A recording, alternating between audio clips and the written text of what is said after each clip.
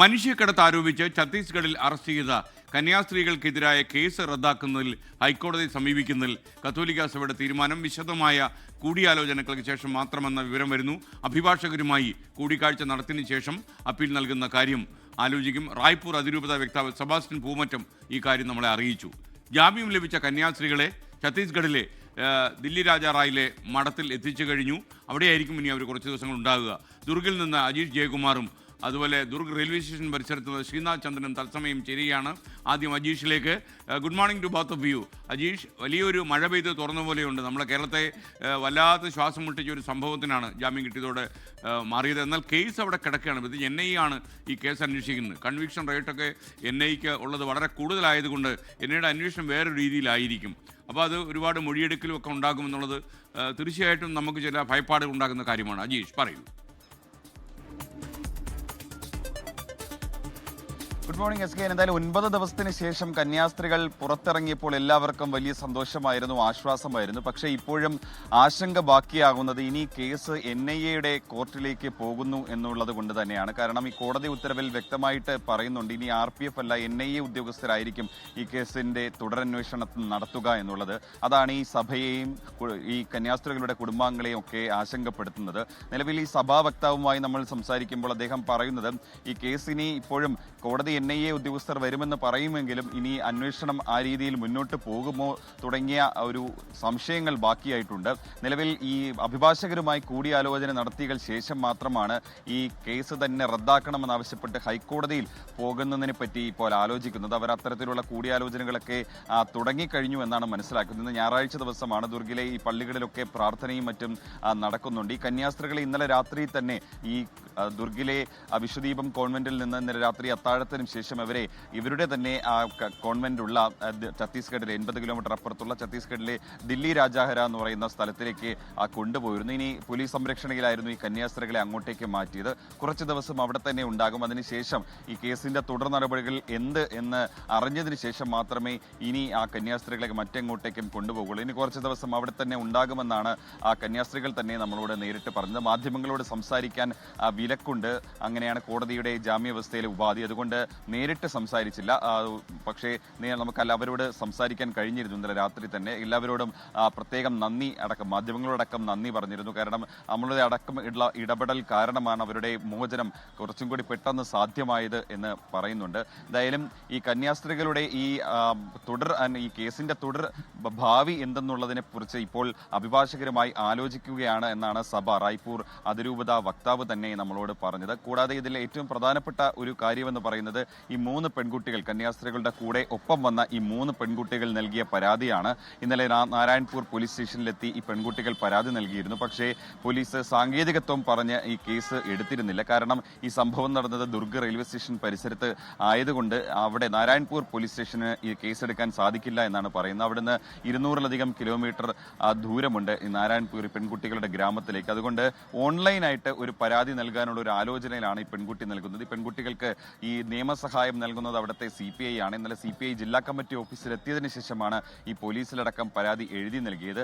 ഈ ജാതീയമായി അധിക്ഷേപിച്ചു, ഉപദ്രവിച്ചു തുടങ്ങിയ കുറ്റങ്ങളാണ് ഈ പരാതിയിൽ പ്രധാനമായും പറയുന്നത്. എന്തായാലും ഓൺലൈനിലായി നൽകുന്ന ഈ പരാതിയിൽ പോലീസ് കേസെടുക്കുമോ എന്നുള്ളതാണ് ഏറ്റവും പ്രധാനപ്പെട്ട കാര്യം. കാരണം ഈ ദൃശ്യങ്ങളടക്കം പുറത്തു വന്നിരുന്നു. പോലീസിന് സ്വമേധയാ കേസെടുക്കാനുള്ള വകുപ്പുണ്ടായിരുന്നു. പക്ഷേ പോലീസ് ഈ 9-10 ദിവസമായിട്ടും ഒരാൾക്കെതിരെ പോലും കേസെടുത്തിട്ടില്ല. ഈ പ്രധാനമായും ഈ ജ്യോതി ശർമ്മ എന്ന് പറയുന്ന ബജ്രംഗ് ദളിന്റെ ഇവിടുത്തെ ഒരു പ്രധാനപ്പെട്ട നേതാവ്, കൂടെ കണ്ടാലറിയാവുന്ന 24 പേർ, ഇവർക്കെതിരെയാണ് പരാതി നൽകിയത്. ഇത്രയും ദിവസം കഴിഞ്ഞിട്ടും പോലീസ് ഒരാൾക്കെതിരെ പോലും കേസ് എടുത്തിട്ടില്ല എന്നുള്ളത് വലിയ വിമർശനങ്ങൾക്ക് ഇടയാക്കിയിരുന്നു. എന്തായാലും ഇവർക്കെതിരെ പെൺകുട്ടി ഓൺലൈനായിട്ട് പരാതി നൽകും എന്നാണ് അറിയാൻ കഴിയുന്നത്.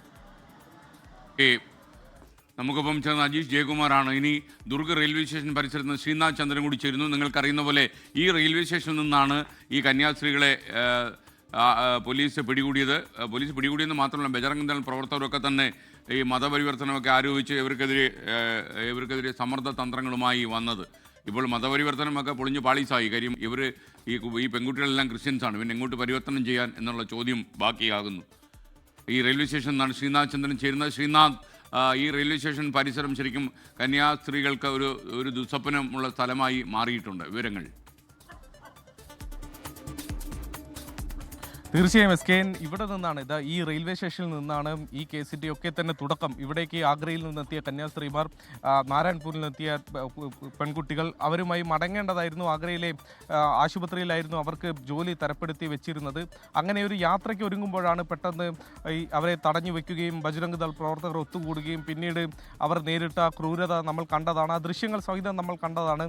ആ ഭീഷണികൾക്കിടയിലും പെൺകുട്ടികൾ അവർക്ക് യഥാർത്ഥത്തിൽ പറയാനുള്ളത് എന്താണ് എന്ന് വിശദീകരിക്കുന്നതും സത്യം എന്താണ് എന്നവർ വിശദീകരിക്കുന്നതും ഒക്കെ കണ്ടതാണ്. പക്ഷേ അതെല്ലാം മറികടന്നുകൊണ്ട് കേസെടുക്കുകയും അതിപ്പോൾ NIA കൈവശം എത്തുന്ന തരത്തിലേക്ക് അതങ്ങ് കൂടുതൽ ഗുരുതരമായി മാറുകയും ഒക്കെയാണ്. SKN ഇതിൽ മതപരിവർത്തനം എന്ന വകുപ്പ് യഥാർത്ഥത്തിൽ ഈ മനുഷ്യക്കടത്തുമായി താരതമ്യം ചെയ്യുമ്പോൾ അത്രയും ഗുരുതരമായൊരു വകുപ്പല്ല. യഥാർത്ഥത്തിൽ 143 BNSലെ 143 മനുഷ്യക്കടത്ത് ഇതിൽ ചേർത്തതോടെയാണ് NIA ഈ കേസ് അന്വേഷിക്കേണ്ടി വരുന്നത്. അതൊരു ഷെഡ്യൂൾഡ് ഒഫൻസ് ആയതുകൊണ്ടാണ് NIA ഇപ്പോൾ കേസ് അന്വേഷിക്കുന്നത്. പക്ഷേ അപ്പോൾ പോലും ഈ കന്യാസ്ത്രീമാർക്ക് ഈ NIA കേസ് അന്വേഷിക്കുന്നതിനെതിരെ ഈ FIRനെതിരെ ഹൈക്കോടതിയെ സമീപിച്ചാൽ ഒരു പക്ഷേ ഇതേ കണക്ക് കഴിഞ്ഞ ദിവസം കോടതിയിൽ കണ്ട കണക്കെ ഒരു അനുകൂല വിധി ഉണ്ടാവാനുള്ള സാധ്യതയുണ്ട് എന്നതാണ് നിയമവിദഗ്ധർ പറയുന്നത്. അതിനുള്ള പ്രധാനപ്പെട്ട കാരണം യഥാർത്ഥത്തിൽ NIA ഒരു കേസ് എടുക്കുന്നത് പെട്ടെന്ന് ആരെങ്കിലും തിടുക്ക പിടിച്ചെടുക്കുന്ന രീതിയല്ല.